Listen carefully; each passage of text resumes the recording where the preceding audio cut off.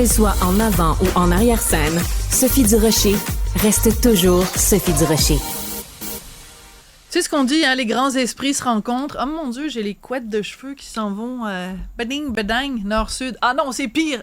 J'ai essayé d'arranger ça, puis c'est pire. Les grands esprits se rencontrent. Alors, avec Rémi Villemur, qui est doctorant en sociologie, on pense souvent pareil. Et on regarde l'actualité, on épluche les journaux et les émissions et tout, puis on tique sur les mêmes choses. Et là, ce sont les cours de français et de philo au cégep qui sont là pour rester, nous dit Pascal Derry. Mais ils vont devoir être actualisés. En tout cas, c'est un rapport de grands spécialistes. Les conseillers pédagogiques. Ça. Alors, qu'est-ce qui t'a frappé? Puis on va comparer nos notes après. Ben écoute, toujours dans la rhétorique, tu as raison de noter, c'est maintenu, donc c'est une bonne nouvelle, mais ça va être adapté. Donc là, on essaie de passer sous le silence, ou en tout cas de façon très subtile, l'idée qu'il y aura une modification qui, Sophie... va être, tu penses, à l'avantage des étudiants, ou à l'avantage des professeurs, à l'avantage de l'éducation? Moi, je pense qu'on va niveler vers le haut. Je pense qu'on va prendre les étudiants et on va les pousser à être plus ambitieux. On va être plus exigeants. C'est ça, malheureusement, non, ça va être du nivellement par le bas. On ne sait que faire ça au Québec. Je rappelle que niveler, on peut le faire par le haut, comme tu viens de le laisser savoir, mais on fait toujours ça par en arrière. Nous autres. Donc, on baisse. Donc, concernant les cours de philo, ce que Mme Derry nous dit, c'est que on va les maintenir, effectivement, mais on aimerait ça un petit peu jouer là, dans les idées, dans les thématiques, rendre ça plus attrayant, je la cite. Il faut donner le goût de réussir, rendre ça plus attrayant. Hey, c'est la garderie, c'est ça. C'est la garderie à 17 ans. Tu sais, tu vas à la garderie, tu vas à l'école primaire, tu vas à l'école secondaire, puis là, tu retournes à la garderie. Après, tu t'en vas à l'université ou pas. Ben, parce que ce qui se passe, en fait, que les chiffres le disent, il y a un étudiant sur 5 qui échoue soit son cours de philo, soit son cours de français la première année de cégep. Moi, quand je vois ça, je me dis, il y en a un sur 5 qui échoue, donc... aidons-les à mieux réussir. Non, au lieu de dire c'est l'étudiant qu'on amène à passer la barre, on baisse la barre. Pour tout le monde. Parce qu'on dit, là, peut-être qu'il faut être moins rigoureux être moins exigeant avec l'orthographe, parce qu'on enlève 10 à 20% des notes pour l'orthographe. Il faut peut-être plus considérer que c'est la façon dont on s'exprime, plutôt que les fautes d'orthographe qu'il faut corriger.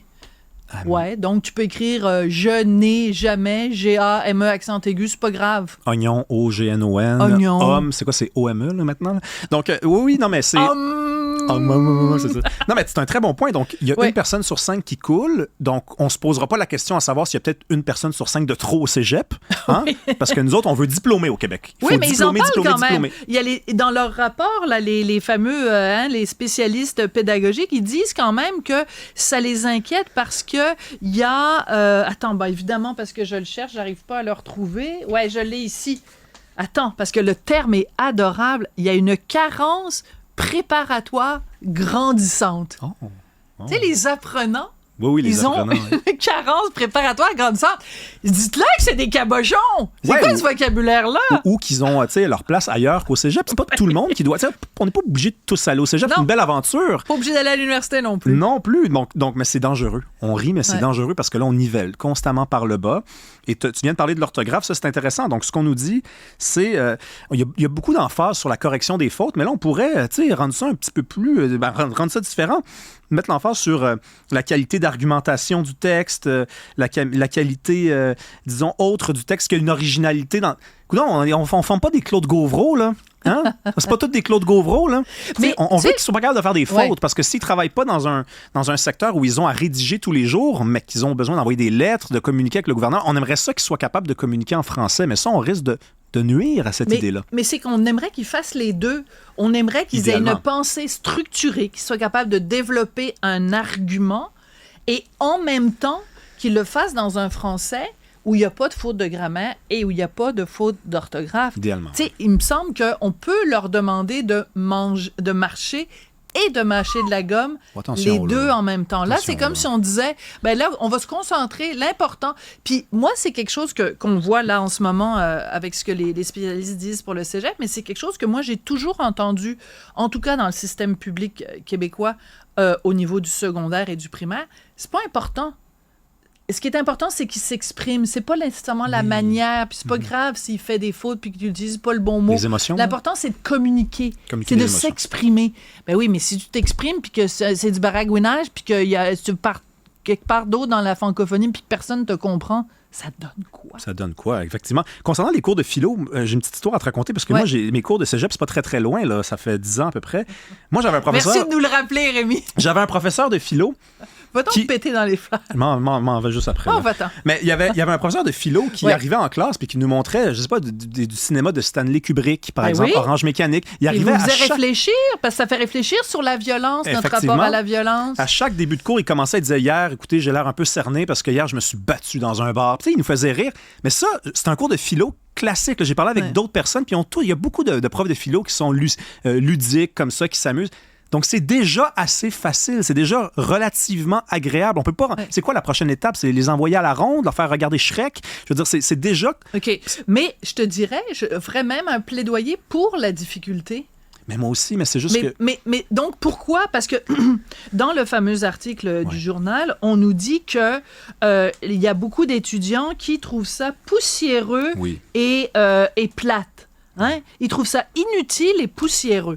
Bon, alors prenons ça, analysons ça. Inutile. OK, comment ça, inutile? Regarde ce qui se passe en ce moment dans le monde. Tu prends la guerre entre Gaza et Israël, entre le Hamas et Israël. Ben, ça pose énormément de questions philosophiques. Le droit d'un peuple à exister contre le droit d'un autre peuple à exister. Autre question philosophique, pourquoi des féministes qui hurlent avec raison à la culture du viol quand des femmes se font violer à Montréal sont tout d'un coup muettes quand ce sont des femmes juives qui se sont fait violer par des terroristes islamistes? Voilà une question philosophique intéressante. Donc, nos petits amis là, qui se promènent avec un kéfier autour du cou puis qui vont au cégep, ben, c'est pas poussiéreux, la philosophie.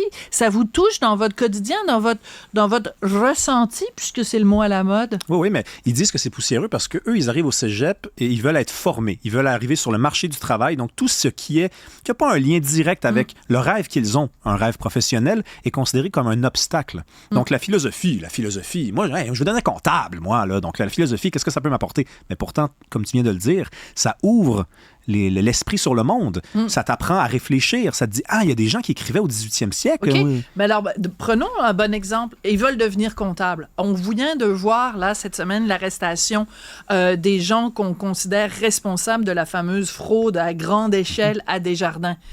Ben, je veux dire, si ces gens-là avaient eu peut-être des meilleurs cours de philosophie ou peut-être s'ils n'avaient pas somnolé pendant leur cours de philosophie, ils auraient peut-être été éduqués à la notion du bien commun. Hein? C'est pas juste mon bien individuel. Il existe une telle notion qu'il y a un bien qui est supérieur aux autres et qui s'appelle le bien commun. Ben, s'ils n'avaient pas ronflé pendant le cours de philo, peut-être qu'ils auraient été moins des crosseurs, les gens qui nous ont crossés avec Desjardins. Oui, puis des fois, tu sais, c'est ça la vie aussi. Quand tu lis un livre, des fois, ça t'affecte pas sur le coup et 5 ans après, tu te dis « Wow! » Mais c'est ça que mon prof m'expliquait dans mon cours de philo. C'est pour ça qu'on nous met ces cours-là, que c'est obligatoire. La vie est bien faite. C'est pas des tatas là, qui ont pensé à mettre ça, de rendre ça obligatoire. C'est des gens qui ont compris que la philosophie, ça marine. C'est comme une sauce que tu mets au frigo pendant 2 jours et qui est meilleure.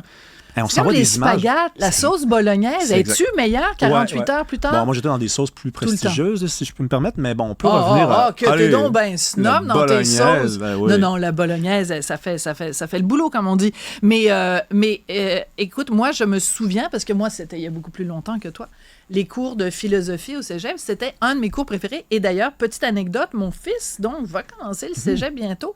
Et ça va être, donc, son premier contact avec la philosophie. Ça va être drôlement intéressant du moment qu'on baisse pas trop le niveau, qu'on n'ait pas trop de rendre ça passe-partout, puis gnang et tout ça. Non, et puis je vous le dis, là, c'est déjà ludique. C'est déjà ludique. Merci beaucoup. Merci pour cette belle saison. On se retrouve très bientôt. Bye bye. Au revoir.